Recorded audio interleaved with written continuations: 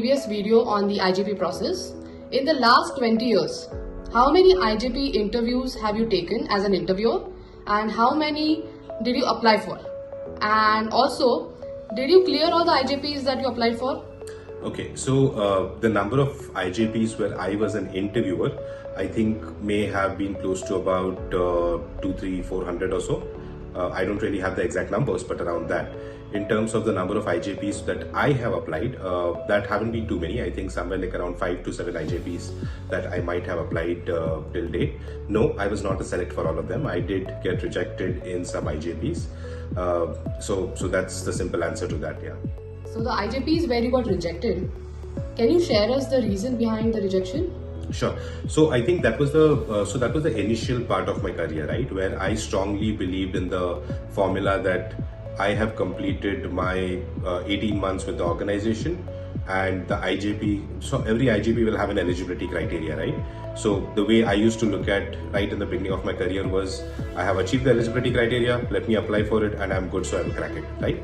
So, but the challenge was that when I applied for IJPs in the initial part of my career, it was being completely unprepared. It was being completely not sure of what the next role ideally demands. It was just that I thought I was good, I thought I was capable, and that is where I applied for them and did fail. I mean, it did not work out for me.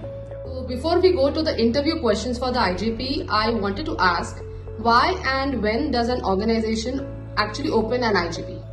Okay, so there can be multiple reasons of why an organization would open an IJP. One could be an attrition, wherein a team lead or a manager or a particular role has moved out of the organization and they have to replace it with someone. So instead of going outside, they want to first give opportunities to people who are working inside the organization, and that is the reason an IJP comes up.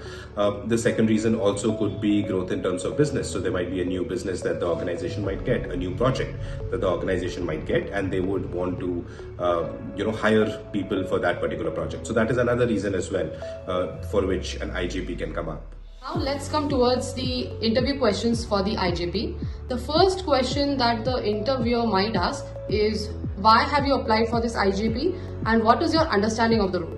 Right. So I think the most important thing when you apply for any IJP, or even if you apply for an interview, any interview that you go for, right?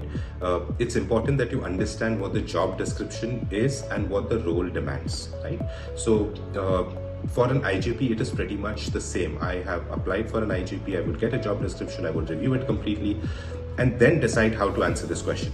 So with the question that comes in, I would accordingly answer it basis the job description that I have gone through. So the way I would respond to this question is that the reason I have applied for this IJP is because I have worked on a lot of aspects in terms of initiatives. I have a strong connect with the team. So I'm going to look at all the things that are required for this particular role. So there might be a requirement which says that strong team connect. There might be a requirement which says that strong on integrity. There might be a requirement which says, so I'm going to look at all those things that are requirements, and I'm going to showcase it to the interviewer of how I exactly fit the bill for this particular role in terms of all the requirements that are there in this role. The second possible question might be, what is your 30, 60, 90-day plan in case you're selected? Okay, so this will again be a situational based question. Now the reason I say situational based question is because if I'm getting selected, it's the IJP opening is within my own team for possibly a leadership role, and if I'm getting selected for that, or if I'm getting interviewed for that, the first thing that I'm going to do is in terms of, now when I have to speak about a 30, 60, 90-day plan, the reason this question is asked is because the interviewer wants to check as to how are you going to bucketize things and work towards achieving a specific goal, right, or work towards achieving a good result within after moving into this role. So the way you would ideally go for it is that learning is a continuous process. So 30, 60, 90 will have learning. So domain knowledge or learning the process, or you're moving within your process, you would already have domain knowledge. Then the second important thing is building a relationship with your team Now, I understand that you already might have a relationship with your team, or you already might be bonded to a specific team. However, now the team has to start looking up to you as a leader, right? So that is something which is very important. So that would come again as something which is a part of 30, 60, 90. So there are 2-3 things which will be a part of 30, 60, 90 right from day one, right? In terms of learning of your domain, in terms of building strong connect with the team. Now those things would come in 30, 60, 90. There are some things which might come possibly from 60 and 90. Now what would ideally happen is that, say for example, I am new to this process, I don't know this process, so I would start working on taking up initiatives from day 60 on. So for the first 2 months, I'm only going to concentrate on the team and the process, post which I'm going to concentrate on taking up initiatives. Maybe post day 60, I'm going to start working on innovations. I'm going to start seeing as to what can be improved in the particular process that we are working on, right? So these are things ideally that would come as a 30, 60, 90 day plan. You just have to split it across in a way that the interviewer feels confident that you are splitting your responsibilities to achieve a good goal or to achieve a final goal, right? And that would lead to a good answer, and that would lead to a good satisfaction factor for the interview. The interviewer will be happy about the fact that, okay, you know how to manage things. Okay. So the next question that the interviewer might ask is, what do you think are the responsibilities of a manager or a team leader? How would you answer? So now we are going with an assumption that I am an analyst or an agent in a particular organization, and I have applied for a team leader position, right? And that is where the interviewer has asked me as to what do you think are the roles and responsibilities of a team leader. So as I said previously, while job description is one piece of it, but I strongly believe in the fact that it is never about leading teams, it is about growing teams. So what I mean by that is that if I have a 10-member team or a 20-member team, whatever team size that I have, right, it's more about connecting with those people strongly. It's more about I very strongly believe in a mantra, right, which is you take care of your people and your people will take care of you. And your people will not only take care of you, but they'll also take care of your business, right? So the ground rule should be to ensure that you're able to take good care of your people, and not only that, but you also understand the process, you also support them with the process, you also know as to what are the things they can, what is the strength that each one of them have.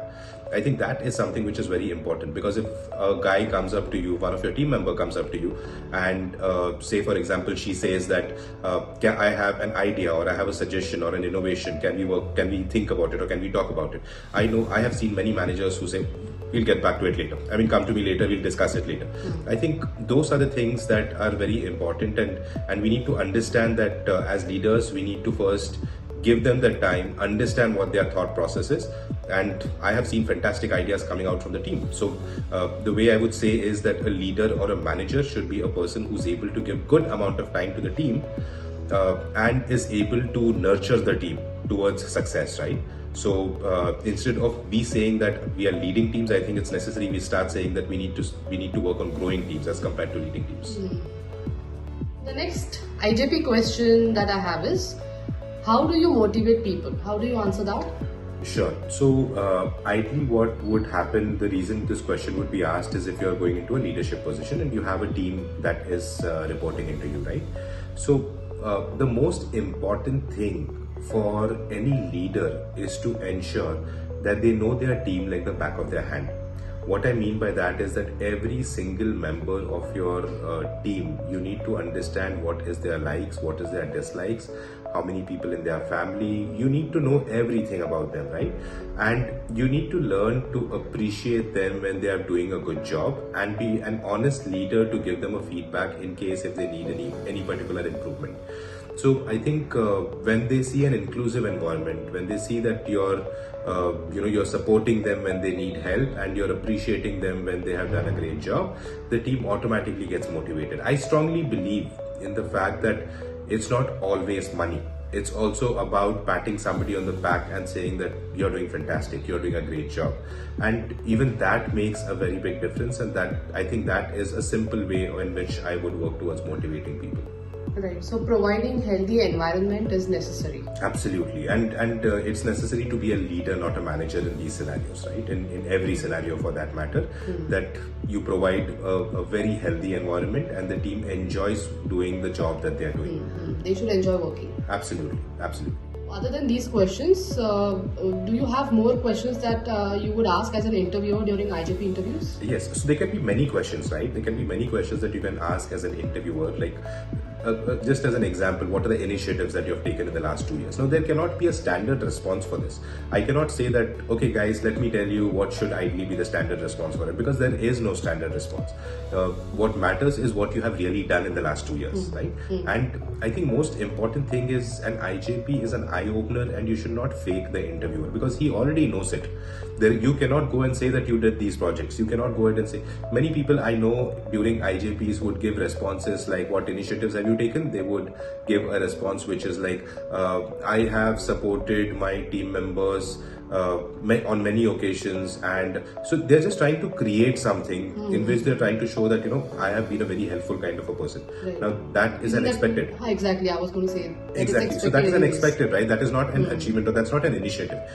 So people think that that is an initiative, that I have done fantastic in terms of teamwork. No, that's not really an initiative. So I think these are important things that people need to realize, candidates need to realize, employees need to realize that it's when an interviewer is asking you a question of what initiatives have you taken, training the team on a particular project which within a specified deadline, post which I have supported the team and there are no errors, could be one of the good initiatives, right? In the process. So I think these would ideally be initiatives that a person should start taking, as compared to finding an answer at that point of time and just pushing it on. Just creating an answer. Just creating an answer. Yeah, just for the sake of it. Okay, now my interviewer has asked me this question, I need to respond. I cannot say I have not taken any initiatives, else I'm a reject. So they will find, with my best friend, I have worked on a particular project. Now the only two people who know about the project is he and his best friend. Doesn't help. Okay guys, I hope you have enjoyed watching this video. My next videos would be driven more towards interviews, external interviews, and for freshers, and for people who come with like maybe say 4 or 5 years of experience. So in case if you have liked this video, please do subscribe to this channel, and definitely do click on a like, and do not hesitate to share your comments, and please share this video with all of your friends who need support in terms of cracking interviews and IJPs. Thank you.